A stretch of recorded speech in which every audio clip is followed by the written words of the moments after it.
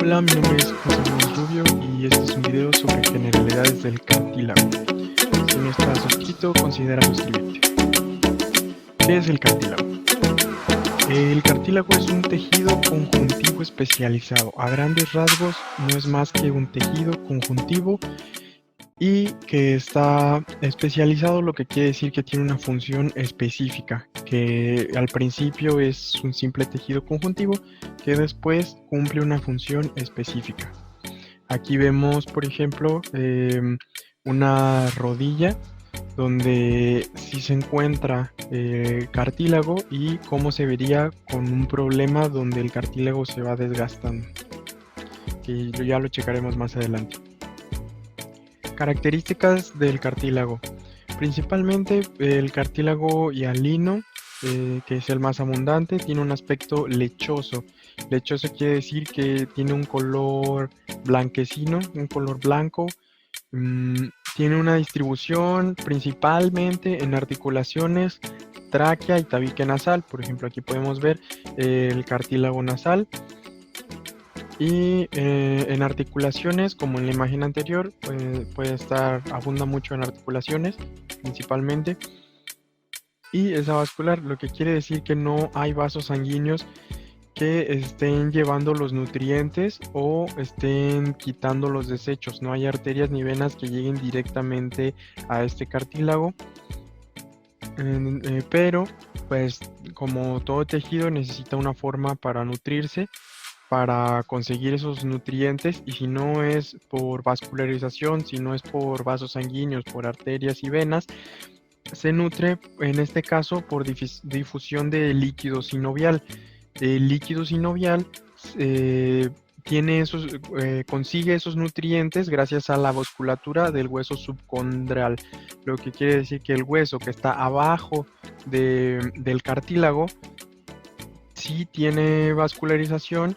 Esa vascularización llega al líquido sinovial y el líquido sinovial lo transmite a lo que es el cartílago.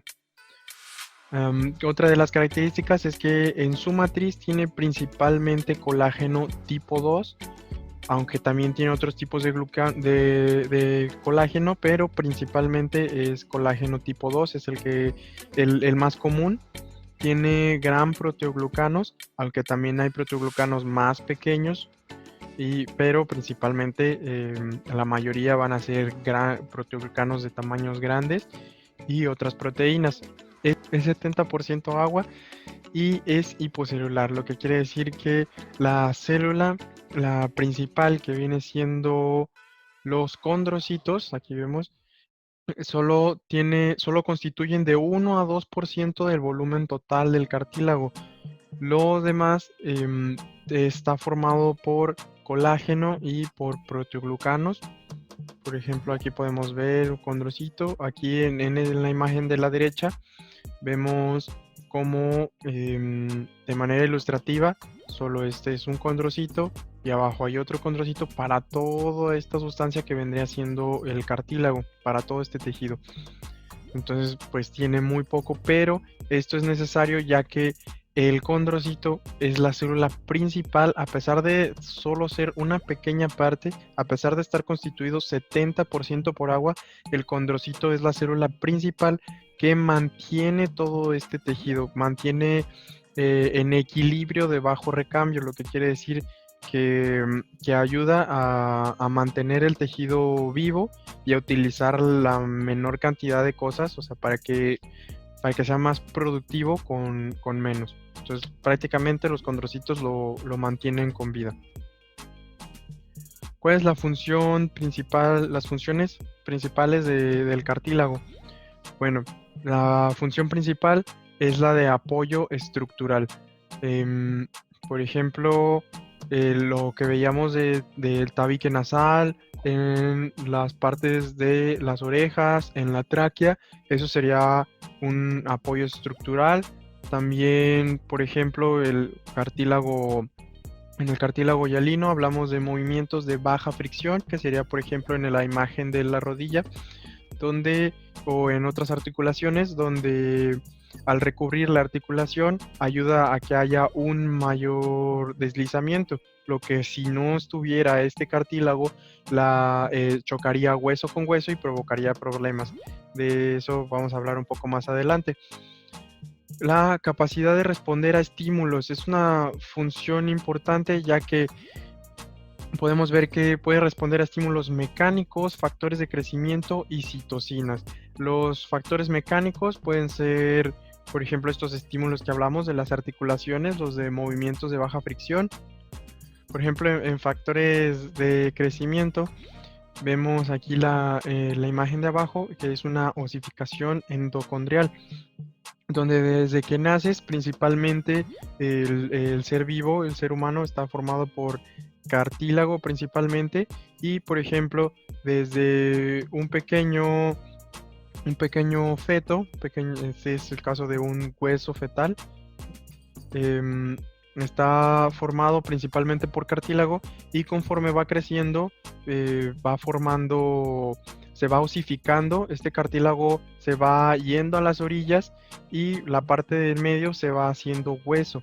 Entonces va creciendo, el cartílago se va haciendo más a las orillas, va dejando el hueso en medio, y en niños todavía se puede alcanzar a apreciar un poco de cartílago de crecimiento, pero ya en adultos solo queda una línea llamada línea epifisiaria, o placa epifisiaria, donde deja una pequeña marca de donde ya terminó el crecimiento, donde ese proceso de cartílago de crecimiento, los factores de crecimiento ya concluyeron, y únicamente queda el cartílago con las funciones mecánicas, el cartílago que ayuda a las articulaciones, a los movimientos de baja fricción. Respuesta a citocinas. Las citocinas son unas células de la inflamación, proinflamatorias, y que se encuentra pues en algunas patologías ya. Entonces podemos decir que esto puede influir de manera positiva o negativa. Las citocinas, por ejemplo, en algunas patologías que vamos a ver más adelante, pues influirían en una manera negativa. La regeneración del cartílago. Vemos que el cartílago se remodela continuamente, aunque es de manera muy lenta a comparación de otros tejidos, como por ejemplo la piel, que te cortas y en poco tiempo se empieza a regenerar. A los pocos días, semanas, ya tienes tu piel regenerada. El cartílago pues es de una manera muy muy lenta, pero sí se está remodelando continuamente. Están cambiando las células viejas por nuevas constantemente, a pesar de ser de manera lenta. No hay una fase inflamatoria en sí propia del cartílago, no está disponible. ¿Por qué no está disponible? Porque no hay vascularización. Si no hay vascularización, no hay ese proceso rápido de reparación, no hay ese proceso que ayude a la inflamación. La inflamación ayuda un poco a lo que es la recuperación de un daño, y ya que esto no está disponible, eso hace que cuando está lesionado se regenere todavía de forma más lenta. La capacidad para regenerar, pues ya vemos que está limitada. La lesión se hace irreversible si no se interrumpe el proceso destructivo. ¿Qué quiere decir? Que, por ejemplo, en la imagen de aquí abajo vemos que hay una pequeña lesión. Aquí hay una más grande, el número 3 está más grande y el número 4 ya está llegando al hueso. Entonces, cuando ya hay una lesión que ya daña gravemente el cartílago, si este no tiene vascularización, este no tiene fase inflamatoria, este se remodela de manera lenta, a pesar de estar continua, no va a tener esa capacidad para regresar a su estado normal. Entonces, vemos que la reparación depende de la profundidad de la lesión. ¿Por qué depende de la profundidad de la lesión? Porque en el caso del número 4 de la imagen que tenemos aquí, si la lesión llega al hueso, ¿qué pasa? El hueso sí tiene vascularización.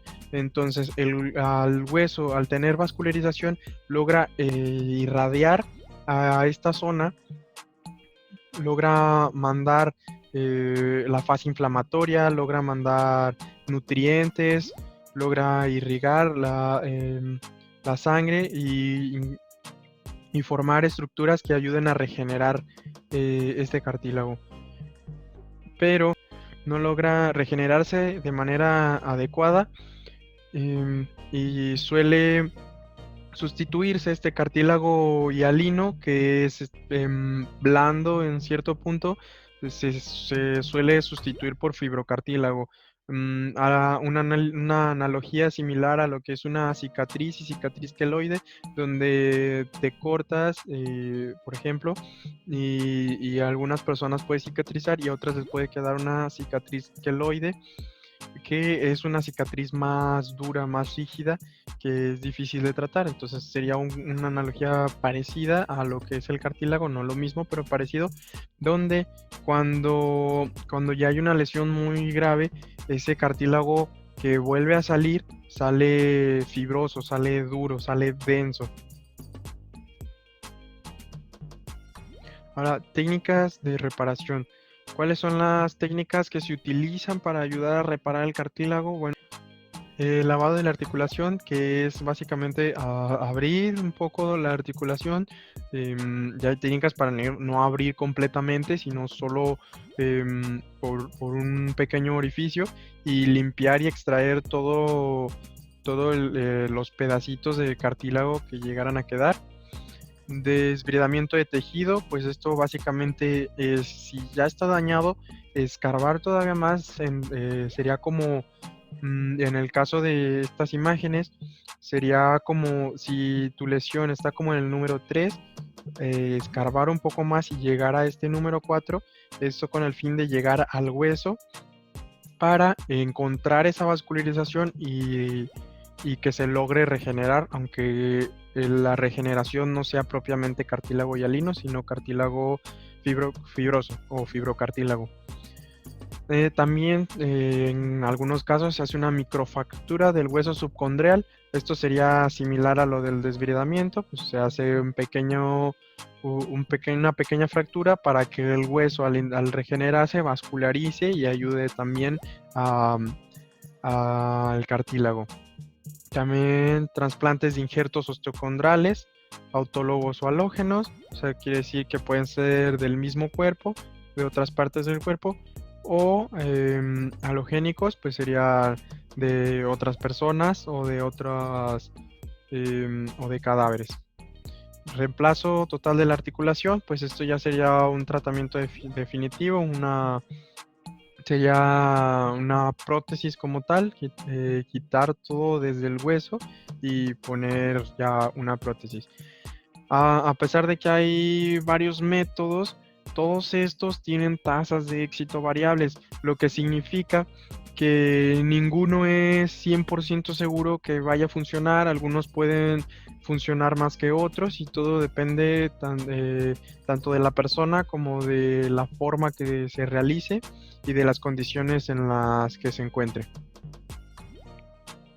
Aquí vemos, por ejemplo, los diferentes tipos de cartílago. A manera general, el cartílago hialino, que está formado principalmente por colágeno tipo 2, y el elástico, que también está generado por colágeno tipo 2, pero a diferencia del cartílago hialino, el elástico contiene fibras elásticas. También encontramos el fibrocartílago, que a diferencia del cartílago hialino y el cartílago elástico, el fibrocartílago se forma principalmente por colágeno tipo 1. Pues estas serán las principales diferencias. También en localización vemos que el cartílago hialino pues, se encuentra principalmente en articulaciones, en nariz, laringe. El elástico se encuentra principalmente en el pabellón auricular, o sea, en el oído externo, al lado de afuera, en la oreja, en la laringe, por ejemplo. El fibrocartílago, pues principalmente en discos intervertebrales, en sínfisis púbica, por ejemplo, y otros discos articulares. Patologías. Entre las principales patologías encontramos lo que es una artritis reumatoide, que a grandes rasgos es una degradación de la propia matriz, del propio cartílago se degrada a sí mismo. Hay una inflamación de lo que es el paño sinovial o bien el revestimiento de la articulación, se le puede decir. Entonces este paño sinovial se inflama, llega llegan las citocinas, como veíamos hace rato, el cartílago puede reaccionar a las citocinas, pero en este caso reconocen al cartílago como una sustancia dañina, entonces, ¿qué es lo que hacen? Lo atacan, y si lo atacan, van acabando con él hasta que termina sin cartílago, y si no hay cartílago, pues los dos huesos chocan y no hay esa pequeña capa blanda que ayuda a liberar fricción.